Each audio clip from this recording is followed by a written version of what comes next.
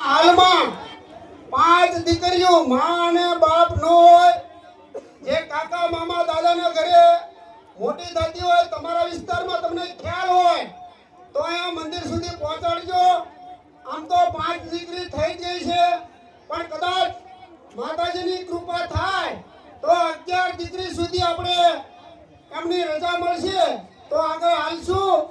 બીજું કે આ 5 દીકરીઓ માટે કોઈ પણ દાતાશ્રી થવું હોય કરિયાવર બાબતે, રોકડ રકમ બાબતે, તો તમે અહીંયા મંદિરની બાજુમાં હોય શનિવાર ને રવિવાર તમે નામ નોંધાવી શકો છો કરિયાવર બાબતે. બાકી કે જે કોઈને 5 બુક લેવી હોય 1 મહિનાની શરત માટે કે ભાઈ અમે લાવો 100 પાનાની 5 બુક છે અને અમે તમે દાન લઈને ભેગું કરીને જમા કરાવશું. કોઈ સક્રિય કાર્યકર હોય કે સભ્ય હોય, કોઈ સંગઠનમાં કામ કરતો હોય, એ માણસ અહીંયા 5 બુક લઈ શકે છે. બીજી કોઈ જગ્યાએ દાન ભેટ સ્વીકારવામાં આવતું નથી.